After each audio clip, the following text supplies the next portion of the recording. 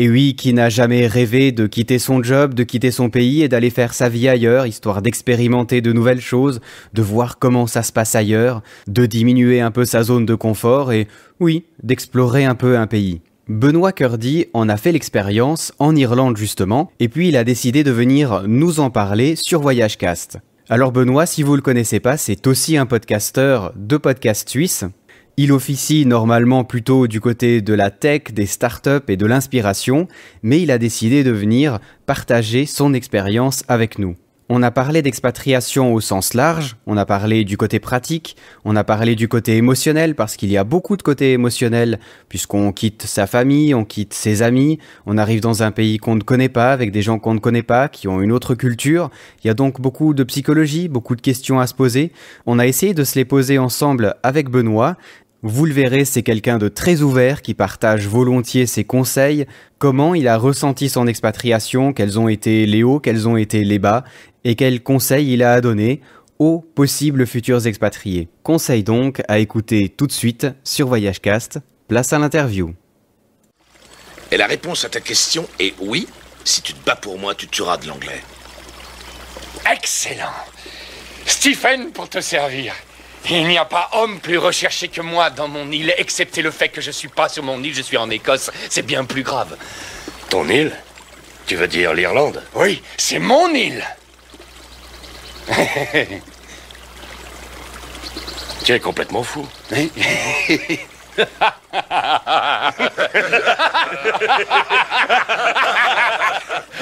Je suis à ma place parmi vous alors.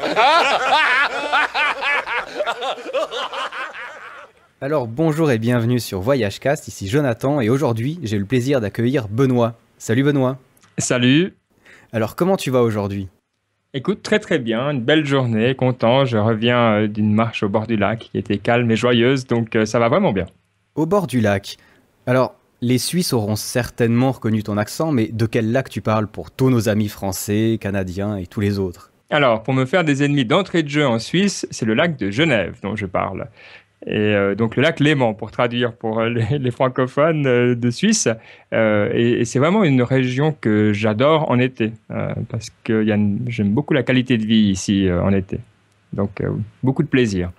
Ok. Et alors, est-ce que tu peux nous dire un peu quel est ton travail et tout ? Parce qu'on va parler d'expatriation, donc ton travail, ton métier, ce que tu fais, ça va être intéressant pour la suite. Alors, qu'est-ce que tu fais, Benoît ?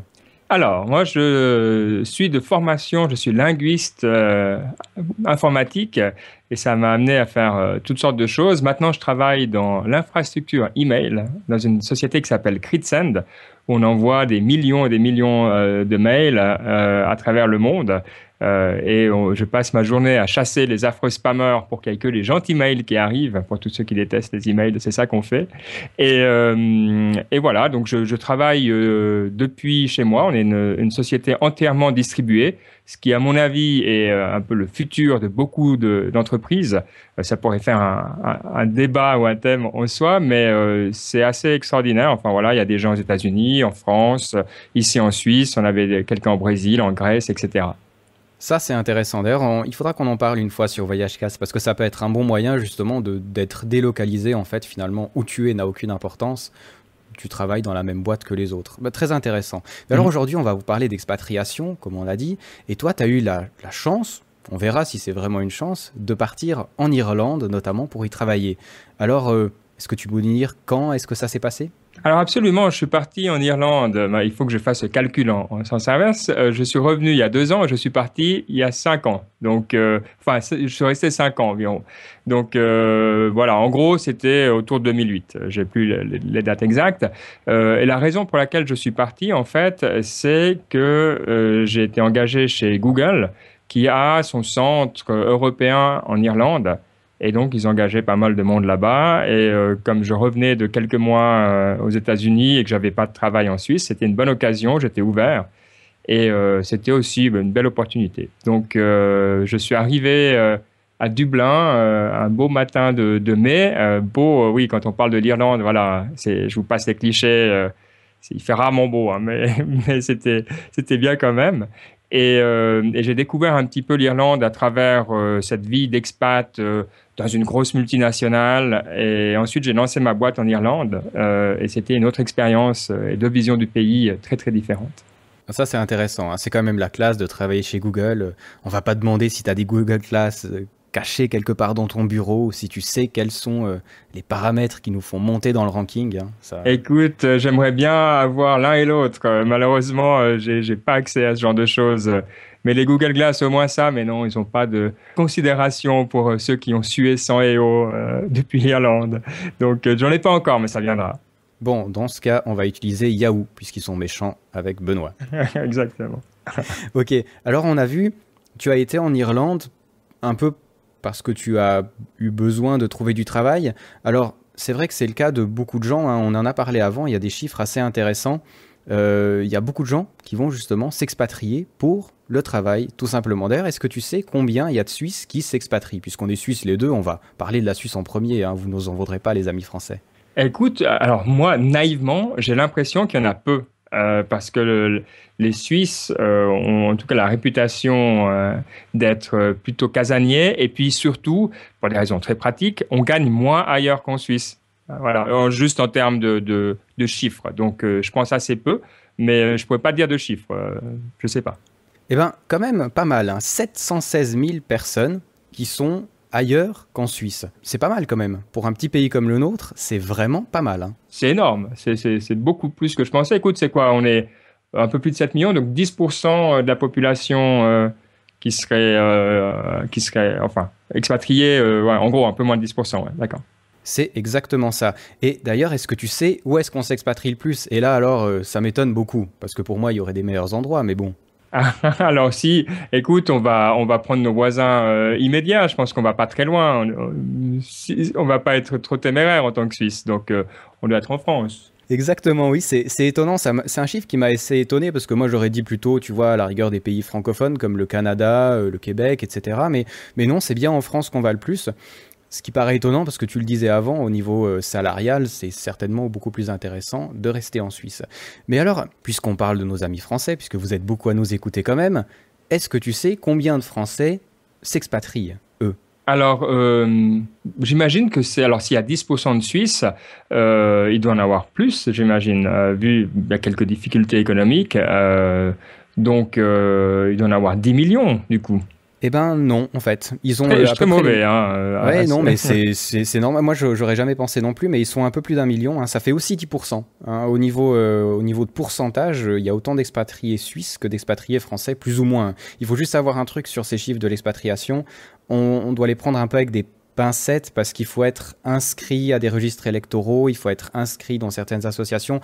Donc, ils pensent qu'il y a quand même certainement plus de gens qui s'expatrient que ceux qui sont inscrits. Mais on va prendre ces chiffres-là puisque c'est quand même des chiffres officiels. Alors c'est étonnant. Et d'ailleurs, est-ce que tu sais où est-ce que nos amis français vont? Moi, je dirais comme ça, dans le plus beau pays du monde. Ah, là tu me tends des grosses perches, c'est bien. Chez nous aussi. Exactement. Alors, ce qu'il faut savoir, c'est que ce soit du côté suisse et du côté français, globalement, on reste en Europe quand même. La Suisse en premier pour la France et la France en premier pour la Suisse. Hein. On s'échange des gens. Finalement, on pourrait rester chacun chez soi, ça reviendrait au même. On s'expatrie quand même un peu plus en dehors du pays. En tant que Français, hein, il y a à peu près 50% des Français qui sont en Europe et le reste qui sont dispatchés un peu partout dans le monde, alors qu'il y a 62% de Suisses qui restent en Europe et seulement 48% qui se baladent un peu... non, 48%, je raconte des salades. Non, 38% plutôt. Sinon, mes chiffres vont plus du tout. Donc, on est un peu moins à partir loin, on va dire. On a tendance à rester en Europe. D'accord, ouais. Donc, on est... Voilà. Mais bon, c'est ce qui est assez normal. Hein. Ça facilite quand même beaucoup la vie quand tu penses au niveau de la famille, des amis, etc., d'être dans la même zone horaire, etc. Ça fait du sens, ouais. Oui, ça aussi. Puis bon, il faut avouer aussi que c'est certainement plus facile de voyager entre les pays d'Europe que d'aller s'expatrier aux États-Unis avec la carte verte qui est peut-être compliquée à obtenir et tout ça. C'est peut-être beaucoup plus simple de rester en Europe. Alors voilà, tu as décidé d'aller en Irlande. Alors, comme ça, on a envie de dire pourquoi l'Irlande? Qu'est-ce qu'il y a d'intéressant en Irlande? Alors, je pense que on touche un point assez intéressant de l'expatriation parce que tu as deux façons de le vivre, si tu veux. Il y a des gens qui se disent « je veux aller en Irlande ou dans un autre pays du monde et je veux vivre là-bas ». Moi, c'était l'inverse. J'étais je vais choisir un travail qui m'intéresse et j'irai là où il est. S'il m'avait envoyé en Pologne, j'aurais été avec plaisir en Pologne. Il se trouve que c'est l'Irlande. Et je connaissais absolument rien sur l'Irlande. Et je pense qu'on arrive à un point assez intéressant de l'expatriation professionnelle. C'est que quand tu arrives sur place, quand tu es dans une multinationale en particulier, tu arrives, on te donne ton compte en banque, on t'ouvre ton assurance maladie, etc., etc. Donc, tu te frottes assez peu finalement aux réalités du pays. Il faut se rendre compte que quand tu travailles à Google, chez Google à Dublin, il y a quelques années, 95% des gens, des employés, habitent à 5 à 10 minutes à pied du centre, du siège même, et vivent vraiment dans ce qu'on appelait à l'interne le Google Ghetto. Donc, c'est quelque chose d'assez intéressant parce que si on s'imagine l'expatriation professionnelle comme quelque chose où on va vraiment découvrir un pays en profondeur, etc., tu vois où je veux en venir, c'est pas tout à fait le cas. Par contre, moi je travaillais avec des gens de tous les pays, qui étaient vraiment, un collègue portugais, un roumain, etc. Enfin, c'était très, très, très multiculturel. Donc, il y avait une variété, une richesse extrêmement grande aussi. Ouais, mais moins d'Irlandais donc. Alors, beaucoup moins d'Irlandais, ou plutôt dans des rôles de support, comme les ressources humaines, tout ce qui est côté légal, etc., des choses qui sont plus localisées. Moi, j'habitais pas dans le Google Ghetto parce que j'avais envie d'être un petit peu en dehors de tout ça aussi. Et je pense que c'était une des bonnes idées que j'ai eues. C'est très, très facile de te laisser prendre quand on organise tout pour toi.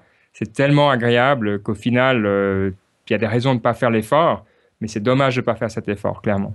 Ouais, parce que là, il faut dire, c'est spécial aussi, parce que tu as été, entre guillemets, invité par Google à aller travailler là-bas, quoi. C'est pas la même chose que si tu te dis, je vais dans un pays, et puis là-bas, je commence à chercher du boulot, où là, du coup, tu te ramasses toute l'administration à organiser et qui est un peu plus compliqué, quoi. Notamment toi, tu n'as pas eu de problème avec les visas et les papiers comme ça, je pense. Alors, c'est ça. C'est dans un domaine qui vraiment tu arrives et tu es désiré en quelque sorte, hein, en tout cas par la société qui t'engage. Mais ça donne un état d'esprit aussi assez particulier parce que justement, tu n'as pas ce choix, cette volonté. Et j'ai l'impression que tu le ressens chez les gens qui sont là, qui sont dans une optique très professionnelle et donc qui visent pas forcément à l'intégration, qui se disent je vais rester là 2 ans, je vais faire mon CV, ensuite je vais être envoyé dans une autre partie de la boîte, dans un autre pays, et puis faire la même chose là-bas 2 ans. Et c'est vraiment une optique qui est pas peut-être celle de la plupart des auditeurs. C'est pour ça que je trouvais intéressant de discuter, qui est de se dire je vais profiter d'un pays, comprendre les gens, avoir une compréhension en profondeur d'une autre culture. Ouais, parce que quand on parle, alors par exemple pour le Canada, c'est assez intéressant. Il y a un reportage qui est passé pas plus tard que la semaine passée, qui m'a été envoyé par Michel, un auditeur au Canada, où justement ils sont à la recherche de beaucoup de travailleurs étrangers, notamment dans l'électricité, dans la soudure, un peu dans tout ce qui est dans la construction, parce qu'il y a vraiment une pénurie là-bas.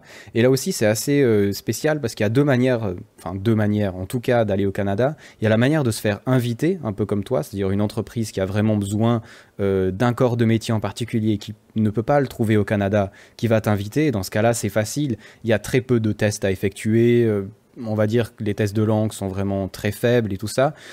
Ou alors justement l'autre côté, celui que peut-être les voyageurs ont plus tendance à prendre, celui de se dire bon ben je veux y aller, donc il me faut un visa de travail et ensuite quand je l'ai, je vais chercher du travail. Et là c'est nettement plus compliqué, il faut faire des tests, il faut mettre à niveau ses papiers et tout ça. Et c'est vrai que c'est deux approches qui sont complètement différentes. Alors là, je pense pour l'Irlande, il n'y a pas vraiment le problème de la langue. De toute façon, ils parlent l'anglais là-bas. Alors, il parle un anglais un peu rugueux, hein, mais absolument, il parle anglais, on s'y habitue très bien.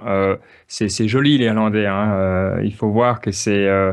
voilà, en quelques mois, on s'est fait à l'oreille. À part, pour ceux qui connaissent l'Irlande, il y a une région qui s'appelle Cork. Ouais. Et là eux, même les autres Irlandais les comprennent pas, donc il faut pas se sentir mal. C'est normal. Ouais. Et alors, toi, par rapport à l'Irlande... Qu'est-ce qui a vraiment changé par rapport à la Suisse? Alors, tu as déjà un peu voyagé, hein, donc tu n'es pas le Suisse classique des montagnes qui n'a jamais bougé de son village. Hein, donc, on va dire que tu es déjà un petit peu voyageur quand même.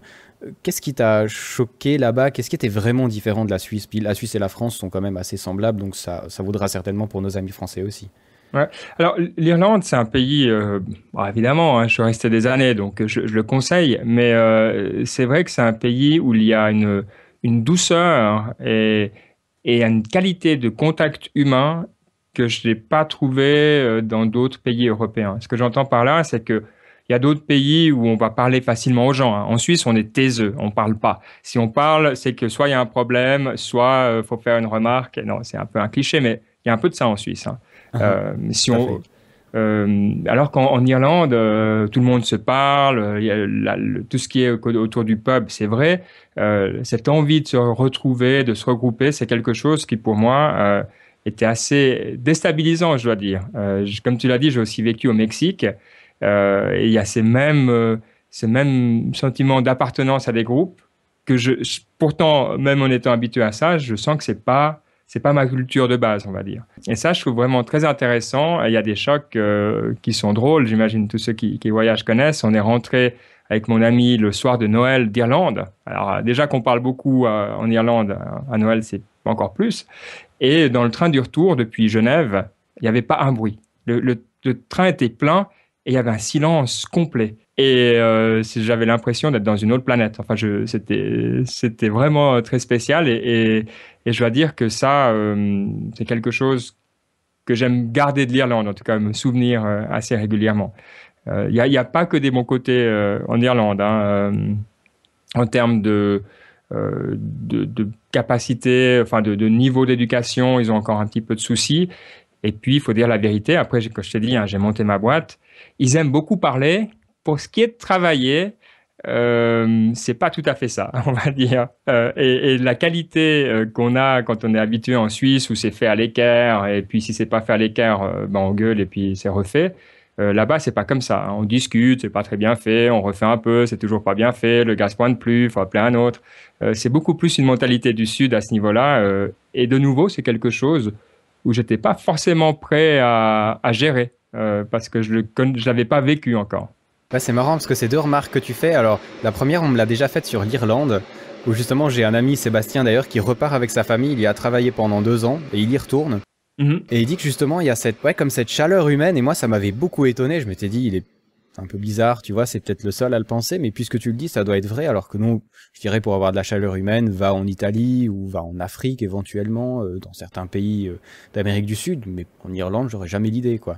C'est assez intéressant ça, mais c'est vrai que ça change pas mal tes rapports humains du coup. Écoute, ce que je trouve intéressant, plus que la chaleur, toi tu as plusieurs types de chaleur, hein, si on veut rentrer là-dedans, tu as des chaleurs un peu plus directes, où les gens te parlent, ils parlent fort, et tu vois, c'est vivant, ça danse, etc.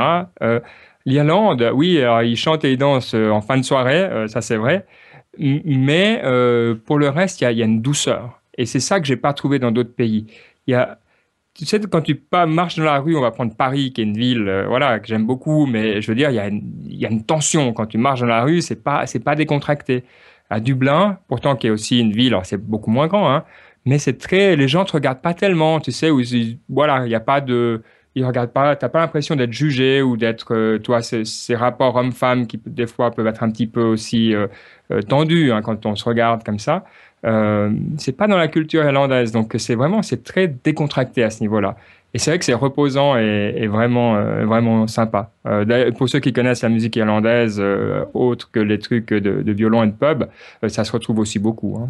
Ouais, c'est vrai. Puis l'autre remarque que tu as faite, elle est aussi intéressante. Alors c'est peut-être nous, je pense, comme Suisse, où on est handicapé, j'ai presque envie de dire, dans la majorité des pays, on aime que ce soit carré, hein. On a un côté presque allemand, je dirais, même presque plus qu'allemand. On veut vraiment que ce soit d'équerre, que ce soit de niveau. Moi, je suis mécanicien de précision, donc c'est encore pire. Et voilà. C'est vrai que quand j'ai dit j'aimerais bien m'expatrier et tout ça, tous m'ont dit, tu verras, la mécanique, c'est sympa dans les autres pays, mais ils bossent pas comme nous, et ça sera super difficile de pas t'énerver parce que justement, c'est pas carré. Ils ont dit des fois, tu t'apercevras que si c'est pas carré, finalement, ça fonctionne quand même, donc pourquoi faire carré? Ça coûte plus cher, c'est embêtant, ça sert à rien. Et puis des fois, ça va vraiment être embêtant parce que tu te sentiras bloqué, bridé, quoi. Et toi, tu as eu un peu la même chose, quoi. Ouais, et je dois dire que voilà, on parle d'expatriation, donc c'est du long terme, hein. Quand on est dans un pays, qu'on est une semaine, un mois, bon, on vit avec, on trouve c'est intéressant, on s'énerve un petit peu, mais ça va. Mais c'est vrai que Alors, je prends des exemples tout bêtes, mais que tout le monde comprendra. Quand tu veux avoir ta connexion Internet, que ça prend 3 semaines pour avoir le téléphone, et puis qu'après ça marche, mais qu'en fait après 2 jours ça marche plus, puis que tu passes, quand ça remarche, ça prend encore, voilà, ça tombe de temps en temps, etc. C'est ça qui est usant finalement. Mais c'est vrai que par contre, si tu as fait faux quelque chose, tu as oublié de remplir un papier, tu vas pouvoir te discuter avec le gars de l'administration, lui expliquer l'histoire, et ça va prendre du temps, mais enfin, tu vas toujours trouver une solution. En Suisse, c'est un peu plus compliqué, ça. Alors en Suisse, non, en Suisse, tu payes ton amende et puis, voilà, tu y vas. Et je pense qu'on sous-estime aussi la capacité, l'importance du vécu, hein, parce qu'on se dit, bon, ok, ben, je vais m'y faire, tu vois. Je sais que c'est comme ça, je vais aller là-bas et je vivrai avec. Ça, c'est la façon qu'on a de penser depuis son canapé, hein, mais quand on est là-bas et que ça fonctionne pas et que ça fait plusieurs semaines et qu'on voit pas comment ça va fonctionner, c'est plus difficile. Et il y a des moments, évidemment, où on regrette son pays. Et quand on entend parler des expats, c'est vrai pour les expats qui sont ici à Genève ou qui sont en Irlande, les gens se plaignent énormément. L'expatrié, par nature, se plaint. Je parle de 90% des cas. Hein. C'est de se dire, voilà, c'est des gens qui sont dans la comparaison. Hein, et j'étais dans le tas. On compare toujours avec ce qu'on a ailleurs. Mais on oublie parfois de comparer aussi avec le mieux. Et c'est ça, des fois, qui est un peu frustrant quand on vit dans un milieu d'expatriés. C'est cette espèce de litanie de complaintes sur le pays où c'est pas comme ci, c'est pas comme ça. Bon, voilà. C'est normal qu'au bout d'un moment, on se dise, mais rentre, quoi. Et c'est quelque chose, en tout cas, dans le cas des multinationales, qui est toujours, je trouve, un peu schizophrène, où les gens veulent plus non plus rentrer parce qu'ils ont leur travail là, mais ils n'aiment pas vraiment le pays. Il ne faut pas se cacher, hein. C'est beaucoup ça aussi, l'expatriation. Ouais, et du coup, toi, tu es resté quand même pas mal de temps. Combien de temps ça t'a pris pour t'habituer, on va dire? Tu sais, on aime toujours avoir des données de temps, même si c'est vrai que ça dépend des personnes, mais pour quelqu'un qui part dans un autre pays, est-ce qu'au bout de 3 mois, ça commence à mieux aller? Est-ce qu'au bout de 3 mois, ça devient pire parce que justement, il se rend compte que c'est pas si génial que ça? Est-ce qu'au bout d'un an, il est un peu plus calmé? Comment ça s'est passé chez toi, ces périodes-là un peu comment tu définirais ça? Alors, toi, je suis parti, hein, je t'ai dit, une année au Mexique avant, et là, en Irlande, j'ai un peu la même expérience. Alors, ça, c'est personnel, mais peut-être ça va résonner chez d'autres gens. Les 3 premiers mois sont hyper faciles, tu découvres plein de trucs, tu te fais plein de nouveaux amis un peu superficiels, mais tu sais, des gens que tu rencontres comme ça, et voilà. Après, tu rentres un peu dans ta routine, c'est un peu le creux de la vague qui commence, parce qu'en même temps, toi, si t'as pas ces amitiés profondes, et puis t'as quand même plus envie d'être tout le temps en train d'aller voir des gens après 3 mois que tu vois plein de gens, t'en as un petit peu marre. En tout cas, moi, c'est comme ça que ça se passe.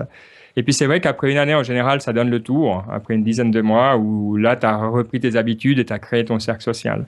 Mais de nouveau, hein, ça, c'est très personnel. Je connais des gens qui, après 5 ans en Irlande, connaissaient en gros 0 Irlandais, hein, autre que ceux du boulot. Donc, ça dépend beaucoup. Mais c'est vrai que ça prend du temps et ça passe par des phases. C'est pas une sorte de long mouvement vers le haut. Il y a beaucoup, évidemment, de haut et de bas. Et une chose qui est évidente, c'est que les Irlandais ou les gens qui vivent dans le pays, ils n'ont pas besoin de toi, quoi. Ils ont leurs amis, ils ont leur vie. Et c'est clair que c'est cool d'avoir un gars d'étranger qui vient te parler une fois ou deux, de commencer ailleurs, et c'est exotique. Mais en gros, ils n'ont pas besoin de toi, quoi. Tu sais. Donc, ils vivaient leur vie avant toi, ils la vivront après, quoi. Voilà, puis tu es exotique 2 fois, puis après, tu es beaucoup moins exotique, puis ils n'ont pas forcément, et tu n'as pas les mêmes connaissances de fond du pays, tu n'as pas les mêmes références, donc ils doivent toujours t'expliquer. Tu es quand même un peu un boulet au bout d'un moment, tu vois. Une fois que tu as passé juste ce côté, on compare et tout ça, c'est sympa. Et ça aussi, il ne faut pas le sous-estimer. Il ne faut pas dire, ouais, mais moi, je vais être sympa, je vais être à l'écoute, quoi. C'est que malgré tout le bons efforts que tu veux faire, c'est plutôt, au bout d'un moment, c'est plutôt embêtant pour les gens d'intégrer un élément extérieur. Et ça, il y a beaucoup de gens qui le vivent mal, puis il y a une sorte d'impression qu'on te doit quelque chose parce que tu fais des efforts d'intégration, qu'on te doit de t'intégrer facilement, alors que c'est un effort qui va prendre 1 an, 2 ans. Et c'est normal quand on est dans une démarche qui est autre que juste passer des vacances, quoi. Ouais, c'est normal, mais il faut s'y préparer un petit peu, quoi. Enfin, il faut le savoir avant de partir, quoi. Sinon, voilà. C'est très, très dur. Alors, ça va dépendre. Il y a des gens qui sont tellement à l'aise qu'ils vont se faire accepter tout de suite. Hein. Là, je te parle de moi et de ce que j'ai vu. Mais c'est vrai que je recommanderais ça aux gens, de pas s'attendre à ce que dans les 6 premiers mois, avoir un cercle social établi, de confiance, etc. Ça, c'est clair. Tu parles de cercle social et moi ça me fait penser, comme on a vu avant, il y a 716 000 Suisses par année qui vont ailleurs qu'en Suisse. J'ai pas les chiffres suisses, par contre je sais qu'il y a à peu près 25 000 Français en Irlande, dont la majeure partie à Dublin, justement à cause du secteur informatique et l'électronique. Comme ça, j'ai jamais été expatrié, je me dis, ça doit être sympa d'être dans un endroit où finalement, comme tu le disais avant, il y a des Suisses, où il y a des Français. Est-ce que ça t'aide justement? Est-ce que tu peux te regrouper entre Français ou entre Suisses, puis que du coup tu te construis un cercle social? Alors c'est un peu dommage, pas avec les Irlandais, mais on va dire peut-être un cercle social temporaire pour faire le tampon justement entre les 1 année ou 2 ans que tu as besoin pour te faire un autre cercle social sur place. Oui, et c'est ce que font beaucoup de monde, hein. C'est vrai que tu te fais des belles rencontres comme ça. Alors, les Suisses ont fait un peu moins ça. Il y a une raclette ou une fondue à l'ambassade une fois de temps en temps, mais c'est pas, de nouveau, c'est pas très naturel à la culture suisse, hein, de se regrouper. Les Français, beaucoup, beaucoup plus. Les Italiens, beaucoup, beaucoup plus. Par contre, c'est vrai que c'est comme toujours, hein. Au début, c'est bien, et puis après, tu es un petit peu prisonnier de ça parce que en gros, c'est comme dans tout, quand tu pars, et moi c'est ça que j'aime d'en partir, hein, c'est que tu as cette chance de recréer tes habitudes, si ce n'est de zéro, en tout cas de très loin. Mais il ne faut pas se leurrer. Après 1 an, tu as créé des nouvelles habitudes et elles sont de nouveau très très dures à changer. Donc moi je suis extrêmement... au Mexique par exemple, j'avais aussi vraiment évité de me mettre dans des cercles internationaux, et la même chose en Irlande tant que je pouvais. Parce que, ou toi de Suisse, parce que c'est vrai que après, ben voilà, tu perds un petit peu sur l'expérience du pays. Ce qui n'est pas un mal ou un bien, hein. Je dis pas que c'est mal de vivre avec des gens de ton pays, c'est cool. Mais c'est juste que c'est pas ce que je cherchais, quoi. Ouais, c'est vrai, c'est ça le problème. Quand tu restes entre eux, finalement, c'est un peu embêtant. Moi, je trouvais sympa. Alors, j'ai pas fait autant longtemps que toi, mais j'ai passé 3 mois en Afrique quand même. Et ce que je trouvais intéressant, c'est que de temps à autre, pour relâcher la pression, pour avoir... alors, en Afrique, il y a certainement, je pense, plus de différence entre un Suisse et un Africain qu'entre un Suisse et un Irlandais. D'avoir, entre guillemets, quelqu'un qui est quasiment moulu dans le même moule que toi. Et des fois ça peut être sympa, quoi. Donc des fois de garder un petit contact mais sans que ce soit trop, quoi. Alors ouais, et je dois dire pour moi, hein, les vrais contacts, les vrais amis que je me suis fait n'étaient pas irlandais pour la plupart, pour la même raison que j'expliquais avant, c'est qu'ils avaient autre chose à faire. Et même si c'était pas des gens de Google, etc., c'était d'autres gens qui venaient voilà, d'Inde ou de Hollande ou du Portugal, etc. Donc c'est vrai, hein, après, je pense pas qu'il faut être trop religieux là-dessus non plus, de se dire, tu sais, c'est un des dangers de se dire, je dois vivre l'authentique, alors que il faut vivre juste ce qui est sympa, ce qui se présente, à mon avis, tu vois, aussi. Ouais, tout à fait. Et c'est un danger, je sais pas si vous en parlez de temps en temps dans Voyage Cast, mais j'ai l'impression que c'est quelque chose qui te pourrit l'expérience plus qu'autre chose. Oui, je disais justement que des fois, des fois on se dit on veut tout recommencer et puis on veut être une sorte d'idéal, et puis en fait des fois être une sorte d'idéal c'est compliqué, ça demande beaucoup d'efforts. Donc je trouve que tu as assez raison, finalement il faut être équilibré, puis du moment que ça te va puis que tu as plaisir, tu continues dans cette direction, quoi. Je trouve que c'est pas mal comme idée. Et tu touches du doigt un truc qui est hyper important, mais ça je pense que j'espère que tout le monde le sait, hein.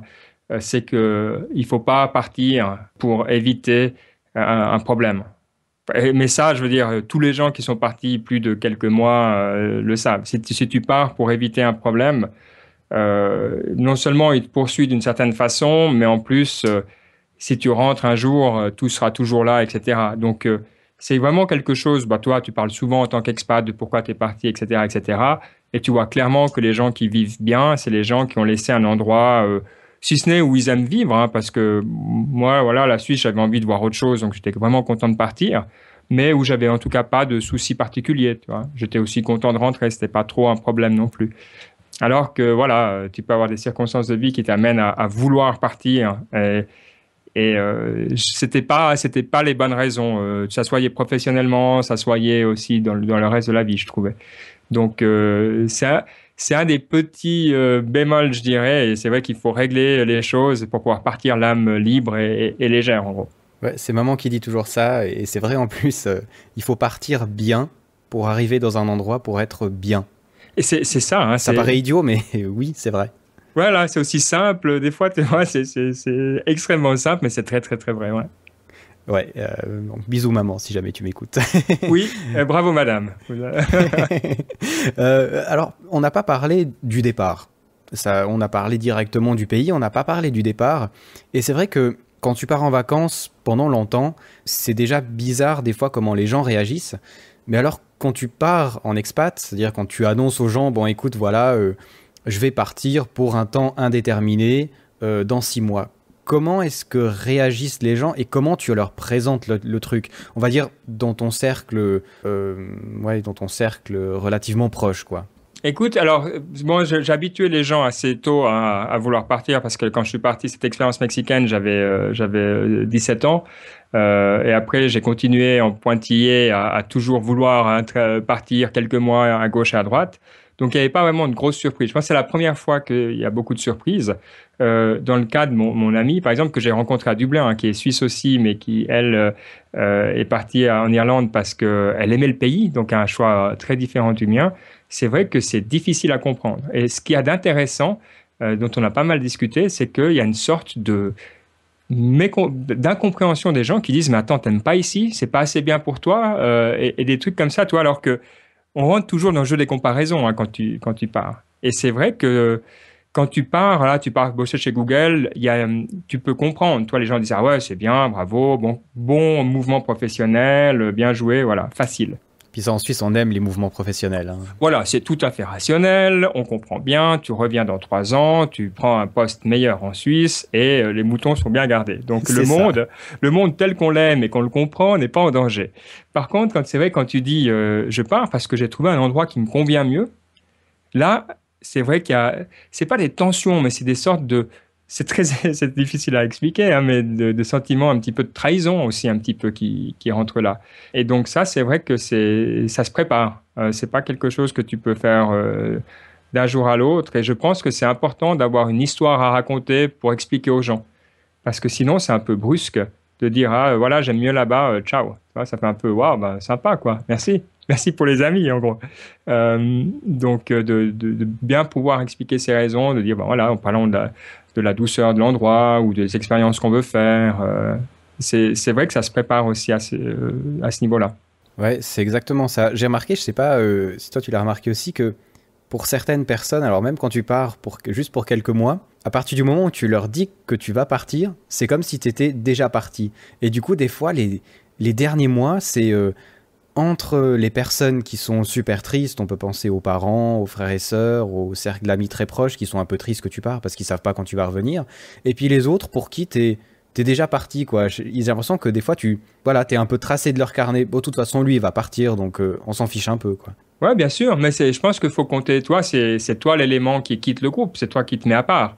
C'est toi qui veux plus rester là. Donc si tu veux, il y a cette vision-là hein, qui est, je sais pas si c'est forcément, enfin, je suis pas hyper dans la psychologie et tout ça, donc je sais pas, toi, si c'est des mouvements internes très profonds, mais c'est une sorte de préparation à se dire, voilà, il sera plus là, je préfère pas trop organiser de choses autour de cette personne.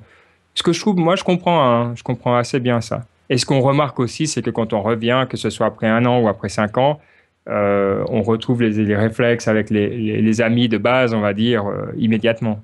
Ça, c'est assez intéressant toujours. Hein. Quand on parle longtemps, il y a vraiment des automatismes, des gens qu'on connaît bien qui se perdent jamais. Et quand on part en plus en Irlande, c'est tellement facile de venir que c'est pas non plus un problème en fait. Ouais, d'ailleurs, tu es venu souvent en Suisse, je sais pas, pour visiter la famille ou visiter les amis justement, ou est-ce que tu as décidé de rester vraiment fermé là-bas, quoi? Alors, c'est vrai que depuis Dublin, c'est tellement facile que j'avais une sorte de routine, 1 semaine en été, 1 semaine du 24 décembre au 31 décembre, je faisais toujours la même chose, parce qu'arriver le 24, c'est tellement... Enfin, moi, j'aime beaucoup cette période-là, donc je trouvais ça super. J'aime beaucoup moins le 31, donc je trouvais super de partir aussi. Et donc, j'avais des routines comme ça qui va bien. Et je pense aussi que c'est bien pour si tu pars des années, c'est bien pour tout le monde parce que les gens savent quand tu es là. Donc, ils disent, ah ben voilà, il sera là entre telle et telle période. Un des trucs que je vois, et de nouveau, hein, c'est la beauté de tout ça, c'est que c'est très, très humain, c'est qu'il y a des gens qui rentrent. Tu sais, genre, tu rentres 4 jours en semaine parce que tu as des vacances, etc. Et des fois, j'ai l'impression que certains expats ont envie que le monde s'arrête parce qu'ils rentrent, tu vois.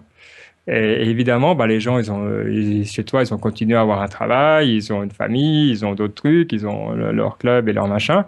Et c'est vrai que j'ai vu des gens qui rentraient à Dublin un petit peu énervés du fait qu'il n'y avait pas assez de gens qui avaient arrêté de faire tout ce qu'ils avaient en cours pour eux.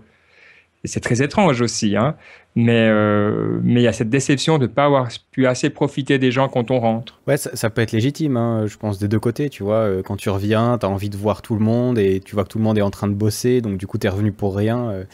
Ouais, ça peut être embêtant, ça, quand même, hein. C'est ça. Et disons que, alors là, c'est là où je pense qu'avoir des habitudes. Alors la première année, voilà, ça compte pas trop, mais dès la deuxième année, les gens savent, ils se disent, ah ben entre telle période, il est là, et la troisième année, alors ça glisse, quoi, tu vois. Ils savent, donc tu peux t'organiser. T'as même plus trop besoin de t'organiser. Il y a une sorte de naturel qui vient. Ça, c'est pas mal. C'est pas bête d'être régulier. Ouais, c'est vrai que c'est une bonne idée. Ouais, je pense que c'est bien. Et c'est de nouveau, hein, il faut penser aux gens autour. On a besoin de ça, on a besoin de cette structure, surtout quand tu es loin. Enfin, tu as de l'insécurité, les gens savent pas trop. Tu vois, et après, évidemment, tu racontes un peu tout le temps les mêmes histoires. Et ça, moi, j'aime bien, hein. Alors voilà, c'est un défaut, une qualité, mais je peux raconter la même histoire à des personnes différentes 15 fois, j'ai du plaisir. Mais c'est vrai qu'il y a aussi des gens qui souffrent de ça. Tu sais, quand tu rentres de voyage, ben voilà, là, vous connaissez bien ça, mais de dire il s'est passé ça, il s'est passé ça, et tu as toujours les mêmes questions. Ça, c'est normal aussi, mais c'est intéressant de voir comment on les gère. Je sais pas comment toi tu gères ça, mais Ben, moi, j'aime bien, tu vois, parce que déjà, j'aime bien entendre les histoires de voyage, tu vois, parce que tu sais, on discutait avant d'enregistrer, finalement, tu pars assez peu souvent en voyage, donc le coup d'entendre des histoires de voyage, ça me fait plaisir parce que ça me fait un peu voyager alors que je reste au même endroit, tu vois. Et je me dis, c'est un peu, entre guillemets, mon devoir, sans que ça prenne une dimension fantastique, quand quelqu'un me pose une question, que j'en reparle. Et puis, il y a toujours un peu de nostalgie quand on parle de voyage, mais les choses que je raconte, je sais que ça me fait plaisir à les raconter parce que ça me fait revivre un moment où j'étais bien. Donc après, j'ai le sourire en le racontant, quoi. Et du moment que tu as du sourire en racontant une histoire, toi, tu as du plaisir et la personne en face de toi, elle l'a aussi. C'est peut-être un peu plus embêtant si tu as une copine ou si tu as ton papa et maman toujours avec toi qui l'entendent pour la 150e mille fois. Je pense que c'est plutôt pour eux que c'est embêtant, tu vois. Mais non, moi, je trouve ça sympa encore, franchement. D'ailleurs, c'est un art très irlandais, hein, aussi, le storytelling, que dont tout le monde parle maintenant. Ah oui, c'est très américain, ça. Hein, ouais.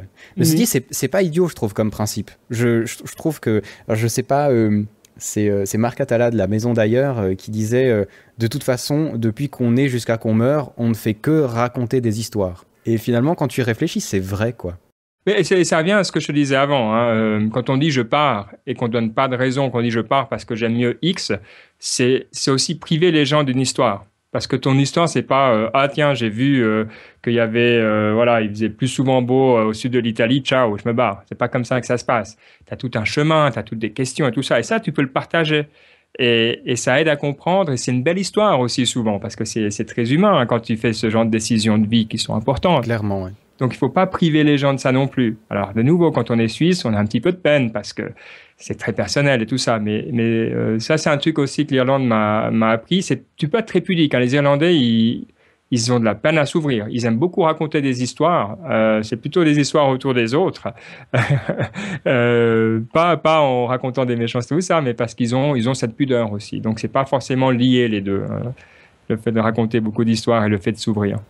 Mais je trouve que du coup, ça revient encore à un point auquel on a parlé, c'est qu'il faut partir bien. Tu vois, si tu pars bien, généralement, t'as eu le temps de préparer ton histoire parce que tu sais pourquoi tu pars. Parce que c'est vrai que c'est toujours embêtant si tu dois dire aux gens, ben voilà, je pars parce que j'ai pas payé mes impôts depuis 10 ans et il faut que je parte de la Suisse, sinon je suis saigné à blanc, ou je pars parce que c'est l'horaire au travail, je me fais exploiter, puis j'ai envie d'aller voir plus vert ailleurs. C'est vrai que c'est un peu plus difficile à vendre comme histoire. Si tu commences à raconter que ça fait quelques années que tu songes à partir, que t'as regardé des films, des vidéos, que t'aimes la musique du pays, que t'as déjà des amis là-bas, que tu connais par internet, que tu vois, quand t'as vraiment quelque chose, finalement les gens ils se disent mais Ben alors t'as raison, il faut que tu partes, vas-y, essaye. Ouais. Oui, c'est exactement ça. Ouais, et il y a plein de bonnes raisons de partir. Ça, c'est absolument vrai aussi. Après, il y a un point on a parlé du départ. L'autre chose, quand tu arrives, c'est vrai qu'on en a parlé aussi un petit peu, mais c'est les attentes quand tu arrives. C'est toujours la même chose. Si tu arrives avec le plan de dire, ah voilà, je vais être en Irlande, je vais faire ça, il y aura de la musique, il y aura des pubs, toi, et que tu as trop planifié comment ça sera quand tu arrives, ça, c'est pas très bien non plus parce que Ça, ouais. la réalité, ben voilà, mais ça, je pense que les gens qui écoutent ce podcast sont tout à fait au courant qu'il faut aussi laisser une grande place au pays même, quoi. Ouais, il faut laisser un brin d'aventure, il faut être un peu organisé, mais un brin d'aventure, c'est toujours pratique aussi. Puis pas se faire une imagerie, presque un fantasme du pays, parce que ça correspond rarement. On a parlé aussi des contacts, alors tu as dit que tu revenais de temps en temps. La question que je me dis, c'est, tu travaillais chez Google, dans l'informatique, tu es super à l'aise, hein, on va en parler plus tard, mais tu fais Niptech, etc. Donc, tous ces moyens de communication qu'on a, tu les connais. Est-ce que tu les as utilisés pour rester en contact avec les gens en Suisse? Oui, massivement. Là, j'ai fait les deux expériences. Et moi, j'ai une vision sur la technologie qui est assez claire, c'est que la technologie est toujours neutre. Hein. La technologie, c'est rien d'autre que ce que tu en fais. Quand j'étais au Mexique, j'étais plus jeune et tout ça, il y avait une règle toute bête avec l'association avec laquelle j'étais parti, c'est pas de téléphone pendant les 3 ou 4 premiers mois. Uniquement des lettres. Apprendre à mettre par écrit et à écrire régulièrement aux gens qui vous tiennent à cœur, mais c'est tout. Imagine au jour d'aujourd'hui, ça ne peut rien dire ça. Et ça, je te parle, je suis parti il y a 15 ans, hein, pas il y a pas 50 ans. Et c'était une belle expérience quand même. Maintenant, avec Skype et tout ça, c'était comme si j'étais là pour les gens vraiment proches. Parce qu'on se s'appelait une fois ou deux par semaine. Et donc, il y avait vraiment, on utilisait tout à plein. Mais c'est principalement Skype ou Hangout et les petits updates sur les réseaux sociaux et tout ça. Tu n'as plus l'impression de distance du tout. Et c'est différent. C'est vrai que t'es moins face. C'est plus facile à t'échapper, mais c'est aussi plus facile à peut-être oublier d'aller voir ailleurs. Je pense pas que l'un ou l'autre soit mieux forcément, mais j'ai eu plaisir à pouvoir tester les deux, on va dire.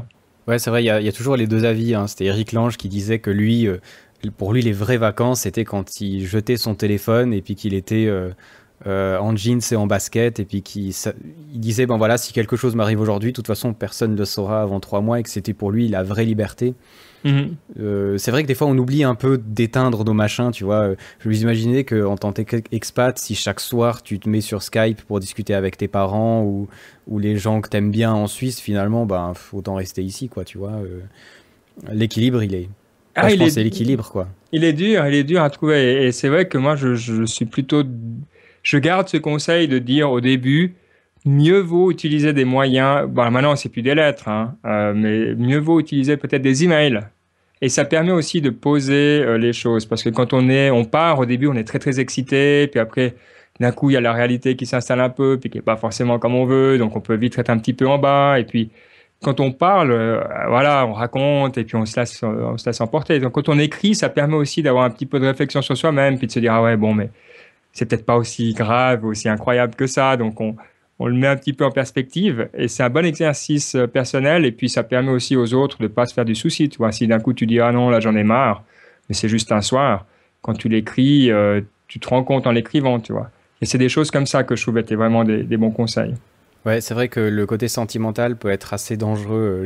Je me rappelle, quand j'étais en Inde, j'avais eu 3 jours de voyage un peu difficile parce qu'on avait fait de la Jeep, on avait fait du car dans l'Himalaya, tu vois, donc avec les routes catastrophiques et tout ça, on était vraiment horrible. Et puis j'avais téléphoné à maman pour lui dire qu'on était arrivé à l'endroit parce que c'était quand même je le savais pas, mais en fait c'était une des routes les plus dangereuses du monde. Et puis c'est vrai qu'elle a été très impressionnée parce que moi j'avais l'impression de téléphoner normalement, mais visiblement à cause de l'altitude ou je sais pas, je devais avoir une voix super fatiguée, à moitié malade. Et du coup elle s'est fait du souci pour rien en fait, parce que j'étais juste fatigué. Le lendemain c'était de nouveau à 100%, tu vois. Et c'est vrai que du coup un email, j'aurais juste dit ben voilà, je suis arrivé à l'endroit là, ça va bien, l'endroit est magnifique, un peu fatigué mais je vais me coucher, puis ça aurait fait aucune inquiétude du coup. Et c'est pas mal, c'est vrai que c'est pas idiot ça.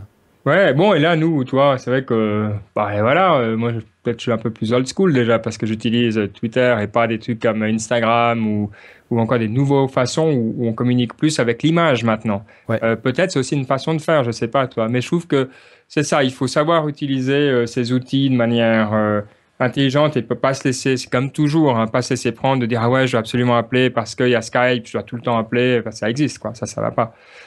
C'est vrai que c'est une ligne qui est pas, voilà, que des fois on gère mieux que d'autres, quoi. Ouais, intéressant tout cet aspect-là. Alors, on a occulté un petit peu un aspect, c'est le point de vue travail basique, on va dire. Parce que là, on a parlé de sentiments, on a parlé de plein de choses, c'est super intéressant, ça fait partie de l'expatriation. Mais au point de vue travail pur, est-ce que ça t'a vraiment amené quelque chose d'aller en Irlande sur ta vie professionnelle, purement professionnelle? Ah bon, alors c'est assez évident, hein, mais là, Mais ça paraît évident. Bon, toi, tu triches, tu vas chez Google, donc forcément, on s'imagine bien que mettre ça sur le CV, ça doit faire assez classe. Mais oui, t'es bien traité. J'ai énormément appris. J'ai travaillé avec des gens qui étaient absolument brillants. Je veux dire, vraiment. Enfin voilà quoi. J'étais dans un coin et il y avait plein de gens qui étaient brillants et à la fois à la limite de la pathologie, hein, tellement ils étaient brillants, toi, ce genre de personnes quoi. c'était un peu Big Bang Theory là-bas. Ah ouais, non, c'est des relax, hein, les gars de Big Bang Theory par rapport à 2-3 bons ingénieurs de chez Google, quoi. C'est Okay. pas un mythe, hein. Donne pas de nom. Ouais, non, mais, oh, ils en sont, ouais, non, peut-être qu'ils n'en sont pas conscients, t'as raison. Mais c'est vrai que c'était, bon, ça, c'était très spécial. Mais de toute manière, tu apprends et t'es confronté à tes limites. Après, quand j'ai monté ma boîte, si tu veux, ben, j'ai appris des choses au contact des Irlandais qui était hyper intéressant. Donc, de toute manière, tu apprends. Mais tu apprends, je dirais, là, c'est par la force des choses. Parce qu'on te sort de ta zone de confort, on te sort de ce que tu as l'habitude de faire. Et donc, ben, tu dois apprendre de nouvelles choses et tu te remets en question. Ils font différemment. Alors, est-ce que c'est eux qui font mieux ou c'est bizarre ou c'est juste différent, tu vois, ou c'est nul et tu es forcé de prendre position et donc tu t'améliores. Fatalement. Quand tu es dans ta routine, c'est plus dur de t'améliorer. Donc, là, il y a vraiment aucun doute, quoi. Tu mets une jolie passerelle pour parler d'une chose dont vous avez parlé assez souvent sur Niptech, c'est la notion de l'échec. Et ça, je trouve que c'est un truc super important que tu apprends, je pense, en t'expatriant. Parce que chez nous, l'échec, c'est quelque chose à éviter absolument. Et puis, on est démoli quand on a un échec. Que ce soit, comme tu dis, quand on lance une boîte, elle rate, on a l'impression de devoir sauter par la fenêtre parce que c'est une catastrophe. Quand on rate quelque chose... Et ça, dans certains autres pays, c'est un peu différent. Est-ce que tu peux nous expliquer un peu ça plus précisément? Ouais, alors les Irlandais sont pas des grands fans de l'échec, hein. C'est une culture... Non, il n'y a personne qui est fan de l'échec, mais je veux dire peut-être d'une façon différente, alors que ce soit là-bas ou aux États-Unis, par exemple. Ouais, alors bon, là, je pense qu'il y a deux trucs. C'est vrai qu'en Irlande, je pense que c'est comme en Suisse. C'est des petits pays où les gens aiment pas forcément rater parce qu'il y a beaucoup c'est social aussi. Tu veux pas faire honte à la famille, tu veux pas. Et c'est pas tellement dans la culture. Il y a un côté beaucoup plus fataliste qu'en Suisse. On dira, ah, bravo, on va te taper sur l'épaule, on va peut-être être un peu plus compréhensif et gentil, mais c'est pas encouragé. Alors, par contre, c'est vrai que travaillant dans une société américaine, ayant passé pas mal de temps par ailleurs aux États-Unis, oui, là, clairement, si t'as pas eu d'échec, c'est que t'as pas essayé, donc c'est que t'as pas bien fait, etc., quoi. Et ça, c'est vraiment quelque chose de très intéressant, mais je sais pas comment me positionner par rapport à ça, si je dois être tout à fait honnête, tu vois, parce que c'est vrai que j'ai eu l'expérience de monter ma boîte et de me donner corps et âme, et avec beaucoup de plaisir, hein, mais au moment où l'échec est arrivé et je m'y attendais, j'étais prêt, je pensais mentalement, faut quand même encaisser. Et du coup, je suis un peu maintenant hésitant à dire à tout le monde d'y aller à fond, parce que je pense que tout le monde n'est pas fait pour échouer, en gros, contrairement à ce que disent les Américains. Peut-être que je me trompe, hein. Peut-être que tout le monde est fait pour se prendre des bonnes grosses claques. Moi, j'étais content de les avoir prises. Mais je suis moins chaud pour suggérer aux gens de le faire, on va dire. Ouais, c'est vrai que je pense qu'il faut... l'équilibre, c'est un peu le mot qu'on utilise souvent. Oui. Mais en même temps, je trouve que des fois... et justement, c'est peut-être le cas de l'expatriation, tu vois. Le fait de se dire, je vais peut-être m'expatrier. Puis ça va peut-être être un échec parce que on peut très bien arriver en Irlande et puis se dire, mais il pleut tout le temps ou pas avoir de feeling avec les gens ou tout simplement tomber dans une boîte où l'ambiance est mauvaise et puis se dire, bon, ben, je vais devoir rentrer un peu la queue entre les jambes, voilà, j'ai raté mon truc. Ouais. Et puis du coup, peut-être des fois, ça nous bloque. Et peut-être, alors l'échec de toute façon fait mal, c'est clair, parce que sinon il n'aurait aucune valeur. Mais en même temps, si c'est géré au niveau des risques. Alors c'est ça, hein. Je pense que ça dépend. Effectivement, tu as tout à fait raison. Il y a des niveaux d'échec aussi. Si tu reviens et que financièrement tu es bien, ça va. Après, toi, si là, je te parlais d'un échec où j'avais des investisseurs qui étaient aussi des amis, etc. Donc des gens que tu n'avais pas décevoir. Oui, là c'est peut-être un peu plus chaud, ouais, c'est clair. Voilà, c'est pas que c'était grave. Hein, on s'entend. J'ai perdu contact avec personne, etc. Mais c'est vrai que c'est différent un petit peu. C'est un autre niveau, ouais. Ouais, mais sinon, tu as absolument raison. Il faut y aller. Mais tu sais, un truc qui est tout bête, là, tu parlais du climat irlandais. Alors, de nouveau, on est dans les clichés, mais il y a un côté physique aux choses. Moi, je suis parti au mois de mai, et puis, mon corps était habitué à avoir un été où il faisait beau, etc. Ouais, puis c'était un été bien pourri en Irlande. Déjà qu'il n'est pas super d'habitude, il a été bien pourri. Et ce qui est drôle, c'était que c'était physiquement que c'était dur. Parce que ce manque de soleil et cette espèce de différence entre ce que j'avais l'habitude et ce qu'il y avait là, de pas pouvoir, j'avais ma veste de ski tout l'été, quoi. C'est dire. Ok, ouais. C'était incroyable. Mais physiquement, malgré tout ce que tu essayes de positiver et tout ça, c'était vraiment, vraiment difficile. Et l'année d'après, j'ai un ami qui est arrivé, qui était italien. Il est arrivé au mois de juin. Il m'a dit, c'est super, j'arrive. Je lui ai dit, attends 2 mois, tu verras, tu auras un coup de déprime. Et il l'a eu aussi. Mais là, des fois, il faut pas être trop dur avec soi-même. C'est que, voilà, le corps est ainsi fait que s'il attend plein de soleil, etc., et qu'il n'y a pas, il y a un petit coup de moins bien, quoi. Et j'ai l'impression que ça, toi, c'est juste physique et il faut accepter ça aussi, quoi. Il faut pas dire, j'arrive pas, etc. Donc, c'est assez intéressant, toi, aussi. Il y a les échecs locaux, etc., avant d'arriver à ce qu'on arrive. Donc, c'est la persistance qui compte, toujours. Et après 5 ans, par contre, la pluie, alors, ça me dérange plus du tout. J'aime beaucoup, aucun problème. Ouais, tu vois, on parle de ça et j'ai déménagé depuis le Valais jusqu'à Berne, hein, ce qui est une expatriation qui semble encore plus bizarre que de partir en Irlande pour les Suisses romands, hein, parce que partir en Suisse allemande, c'est aller sur une autre planète, hein, alors qu'en fait, c'est génial. Et à Berne, il y a une sorte de microclimat qui fait qu'il y a quand même souvent du brouillard. Et donc, je te jure, en hiver, vraiment, quand tu te lèves le matin, je ne vois pas le bâtiment qui est en face du mien, qui est à 100 mètres, on va dire. Et en Valais, on n'a jamais ça, quoi. Et rien que ce fait-là de différence, moi je trouvais que pour le moral, en hiver, c'est beaucoup moins évident qu'en Valais. Parce qu'en Valais, il fait froid, mais t'as le soleil, quoi. Enfin, toi, tu connais ça, bien sûr. Ouais. J'ai habité 2 ans à Berne aussi, on peut en parler après l'émission, mais c'est vrai que c'est drôle, hein, parce que, alors, de nouveau, je sais pas comment sont les autres, mais moi j'ai toujours tendance à me dire, si je sais, je suis prêt. Et maintenant, avec un peu plus de temps, ce que je me rends compte, c'est que, oui, tu sais, mais c'est pas pour autant que ça va t'aider à passer le cap sans encombre. C'est juste que tu sais que tu vas souffrir. Bon, voilà. C'est mieux que de souffrir sans être prêt, peut-être. Mais c'est juste que des fois, la vie est comme ça. Il fait mauvais, c'est dur, on est un peu déprimé parce qu'il fait mauvais. Et je pense que dans les voyages, c'est tout le temps un peu ça. Même chose quand il fait très chaud, que je pense que si on se balade dans certains pays quand il y a la mousson, on a beau être préparé parce qu'on a lu dans un bouquin, je pense que quand on est sur place, ça doit pas être évident, quoi. Ah ouais, non, clairement. Mais tu vois, ce qui est rigolo, c'est peut-être pour l'Irlande, tu vois, la même chose, mais quand je déménageais en Suisse allemande, j'avais beaucoup peur des Suisses allemands, tu vois, parce que je me disais, je parle pas bien la langue, ça va être horrible. En plus, on les présente tellement horriblement en Suisse. Tu avais raison. Et non, pas du tout, justement. Ils sont géniaux, ils sont complètement fous, quoi. C'est des bons vivants. Du moment que t'aimes aller boire des bières et discuter et rigoler, ça va génial. Ils aiment bien la montagne, ils aiment bien, enfin, vraiment des gens superbes, hein, qui sont vraiment des amis maintenant, alors même qu'on parle pas la même langue tout le temps. Et le truc que j'avais pas vu, c'était le temps, qui pour moi est clairement la pire chose à Berne, tu vois. Et c'est bizarre parce que des fois, peut-être on se prémunit beaucoup de dangers qu'on voit arriver qui sont en fait pas du tout des dangers, puis d'autres petits détails, c'est ces petits détails qui vont nous saouler, quoi. Ouais, exactement. Mais le climat, alors c'est vrai qu'en Irlande, c'est la conversation de base, hein. Tu rentres dans un taxi, il fait mauvais, voilà. Il fait mauvais tous les jours, mais enfin. Ils disent qu'il y a les 4 saisons en une journée, hein, à part que, voilà, elles sont pas réparties de manière régulière. Mais c'est vrai qu'il y a ces climats, il pleut, il fait beau, il pleut, il fait beau, et c'est très spécial. Et quand tu te promènes dans le pays, ça donne ces paysages incroyables. C'est d'où le côté verdoyant, etc. de l'Irlande. Mais ouais, c'est vrai que tu peux pas, à mon avis, à moins que tu prennes des trucs, tu peux pas y échapper, quoi. C'est ça, mais tu vois, j'ai discuté avec un ami canadien, on digresse un peu, mais on est entre nous, ça va, qui me disait, l'hiver canadien, c'est vrai qu'il fait froid, mais en même temps, il m'envoyait des photos, il y a des fois, il fait 10 degrés, et ils font des grillades dehors, quoi. Et je me disais des fois, peut-être que c'est une façon de voir le climat des fois qui doit changer. Alors bon, quand il y a du brouillard, honnêtement, je vois pas tellement l'aspect positif du truc, mais des fois le froid, le chaud, ben c'est juste s'adapter au pays, faire un peu comme les gens du bord, et finalement c'est pas si grave que ça, quoi. Oui, c'est ça, tu peux toujours t'habituer et même trouver sympathique, toi, de dire, ah ben, je suis dedans, je suis bien, il pleut. Par contre, c'est vrai que je suis très, très content d'être de retour en Suisse. Là, j'ai pu aller nager dans le lac, j'ai pu aller, enfin, faire des trucs comme ça, c'est merveilleux, quoi.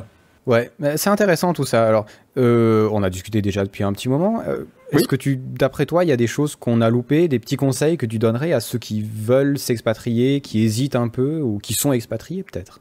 Non, bah écoute, je pense que voilà, c'est toujours, c'est vrai que c'est des aventures qui sont très personnelles. Après, le truc, c'est que c'est bien. Moi, je me suis expatrié pour le boulot. J'ai fait un petit peu aussi pour des raisons parce que juste j'avais envie.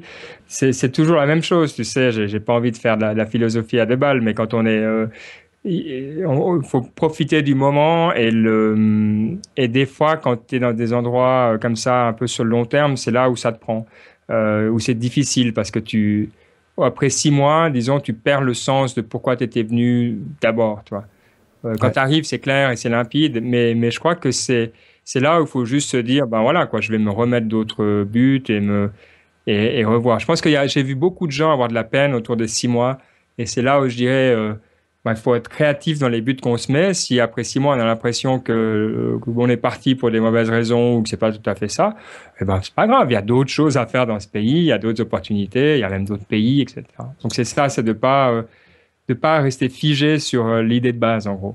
Ouais, ouais, ben c'est vrai, l'expatriation, des fois, ça demande tellement d'efforts, et je parle en Suisse, par exemple, rien qu'au niveau des papiers, de l'administration, par exemple, que ça devient un but en soi, quoi. Et Voilà. une fois qu'on l'a fait, ben, comme tu dis, des fois, il n'y a plus rien, quoi. Bon, ben, on est dans le pays, on a notre job, et maintenant, on fait quoi? Je sais pas, voilà, pour ceux qui ont eu des examens, genre qui ont eu leur papier de gymnase ou d'université, il y a beaucoup de gens qui souffrent de ça. C'est le so what?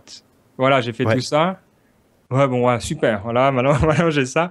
Et ça, c'est. On a beau le savoir, de nouveau, c'est assez traître. Et c'est tout. Et ça, je trouve que c'est triste parce que c'est vrai que, ben voilà, quoi, c'est un peu la pire des situations, en gros. Clairement, ouais. Et juste un petit mot sur l'Irlande, qui est resté quand même pendant assez longtemps. T'as pu visiter un peu, parce que des fois c'est un peu pour ça qu'on s'expatrie, on se dit je vais me mettre à une base, à un endroit, puis de là je vais pouvoir rayonner un peu dans le pays pour y visiter. Est-ce que c'est... Ah, ouais, alors j'ai fait comme de nouveau 95% des expats. Quand je suis arrivé le premier jour, j'ai pris mon guide et tout ça. J'avais les 25 endroits que je voulais voir. Après 1 an, j'en avais vu un. Après 2 ans, j'en ai vu un et demi. Ça, c'est hyper traître. Mais ça, c'est peut-être l'un des trucs les plus traîtres aussi de l'expatriation, c'est que tu dis, j'ai le temps. Ah, j'irai demain, j'irai le mois prochain, j'irai dans 6 mois. Tu as toujours le temps, vu que tu es là pour tout le temps, en gros, tant que tu décides de rester. Et donc, ce qui se passe, c'est que tu fais beaucoup au début, beaucoup à la fin, parce que tu dis, merde, il faut que je vois tous ces trucs que j'ai pas fait, et puis un petit peu au milieu. Et c'est vraiment le truc classique que j'ai vu chez tout le monde. Donc, bon, l'Irlande, c'est tout petit, donc c'est cool, hein. J'ai vraiment, j'ai quand même bien visité, mais c'est vrai que pas hyper à fond, clairement. Ouais, il reste qu'on n'est pas là-bas pour voyager en mode touriste, on est là-bas pour vivre, donc forcément on a le même temps qu'on a quand on est ici en Suisse ou qu'on est en France, hein. Il y a sûrement plein de choses en Suisse qu'on n'a pas vues alors qu'il est aussi très très petit comme pays, hein. Bah, c'est exactement ce qu'on discutait avant. Tu sais, tu continues à être qui tu es. Donc, si quand tu habites en France, t'as jamais rien vu, enfin, t'as jamais été ailleurs que la ville où tu es, une fois en Irlande ou n'importe où ailleurs, ben, tu continueras à pas voir le pays. Par contre, si tu voyages toutes les semaines ou que tu vois des trucs, ça sera la même chose. Donc, c'est vrai qu'il n'y a pas de... C'est l'occasion de se réinventer, hein. Comme je disais au début, tu peux décider que tu le feras et tu peux le faire. Mais si tu le fais pas dans les 6 premiers mois, tu le feras plus, ça c'est clair. Ah, tout ça c'est intéressant, ça m'a fait bien plaisir de discuter de ça avec toi. J'en profite parce que puisque tu es là, il faut que tu nous présentes Niptech. Parce que c'est assez marrant, dans l'émission, on a quand même parlé finalement pas mal d'inspiration. Et Niptech, c'est aussi un peu d'inspiration. Alors, est-ce que tu veux nous vendre un peu ton truc? Ouais, alors, mais avec grand plaisir. Pour ceux qui sont intéressés à tout ce qui est nouvelles technologies, alors, Niptech, c'est un podcast où on parle un peu de start-up, hein, mais plus pour voir où vont les tendances de qu'est-ce qui est en train de se créer. Donc, qu'est-ce qu'on va utiliser dans 2 ans, 3 ans? On aime parler, voilà, par exemple, on parle plus de Facebook, mais on est intéressé par Instagram et par Snapchat et ce genre de nouveaux outils, ou bien ce qui vient après, tout ce qui est les imprimantes en 3D, ou tout ce qui est le monde, comme un objet qui s'appelle l'Oculus Rift, qui permet de jouer avec des lunettes et puis on voit l'espace autour de soi en 3 dimensions. Donc toutes ces inventions un petit peu qui sont les prochains objets à succès, ça nous intéresse beaucoup. Donc on a un pied sur le présent puis un pied sur les choses à venir.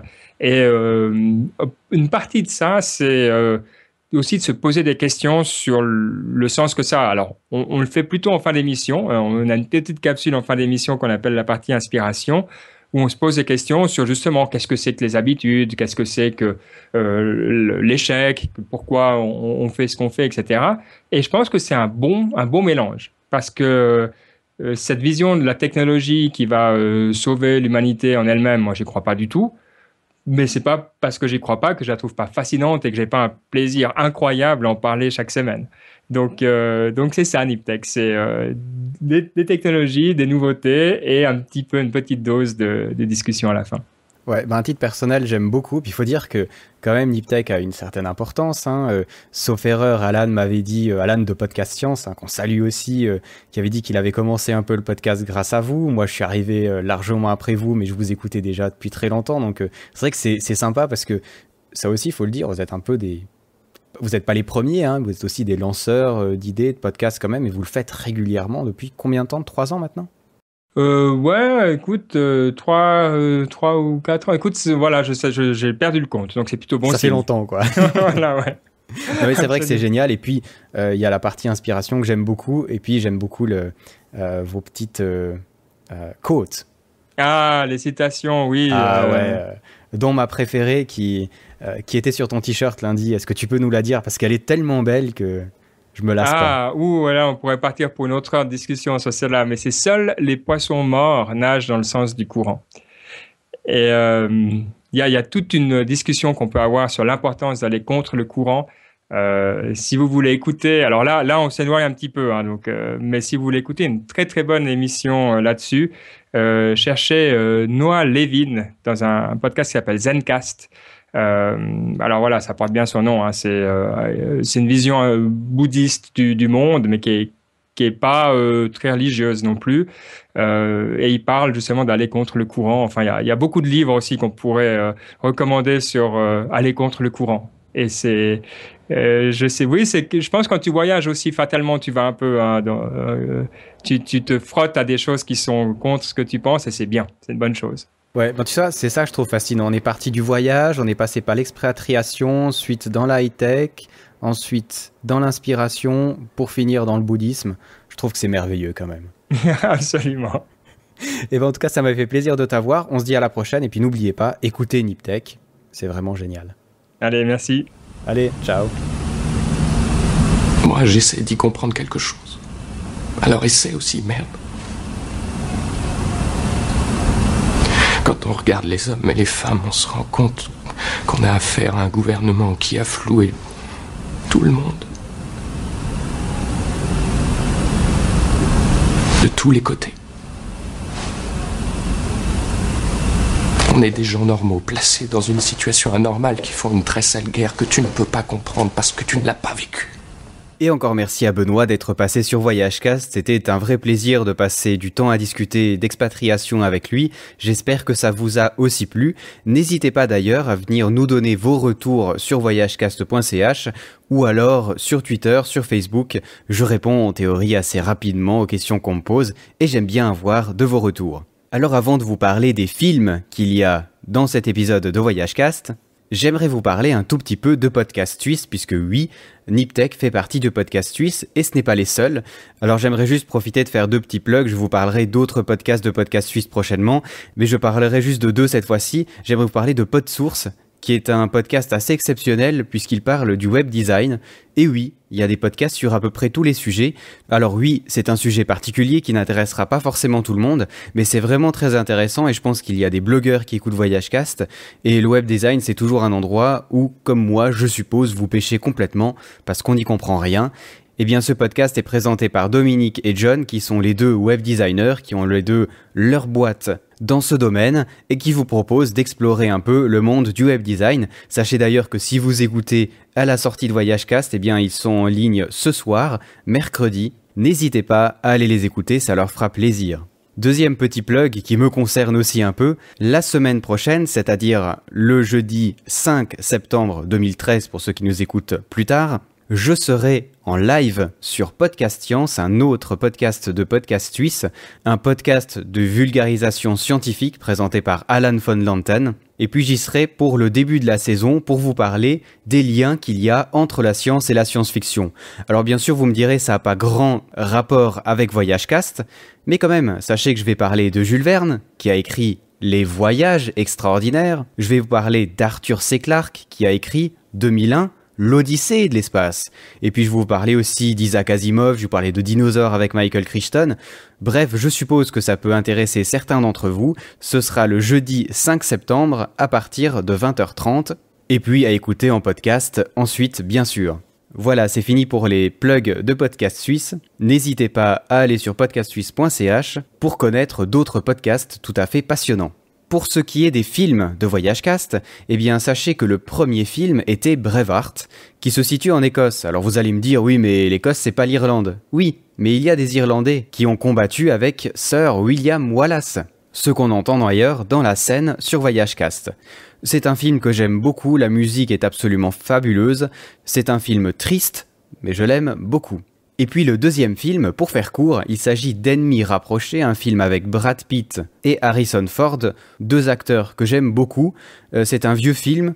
Brad Pitt est un combattant de l'IRA, il se rend en Amérique pour acheter des armes et il y rencontre Harrison Ford, qui est policier. Un film assez chouette à regarder, assez tranquille, il y a aussi de très bonnes musiques dans les Cranberries qu'on a écoutées en début de podcast. Et puis il y a cette phrase que j'aime beaucoup: ce n'est pas une histoire américaine, c'est une balade irlandaise. Ah, comme j'aime ces jolies phrases. Je ne vais pas vous embêter plus longtemps, le podcast a déjà largement assez duré, mais vous le savez, depuis peu sur VoyageCast, je passe des musiques que j'aime, et puis je n'ai pas pris une musique irlandaise pour la fin de ce podcast, mais vous savez, Benoît nous a parlé de la douceur de la musique irlandaise. Eh bien, quand on parle de douceur, Bon Iver, c'est un artiste fabuleux, d'une extrême douceur. C'est un artiste américain qui fait de l'excellente musique, toute calme, toute tranquille. Et puis celle-ci s'appelle Holocene. Vous trouvez le clip sur YouTube, il est d'ailleurs en lien sur l'article de VoyageCast.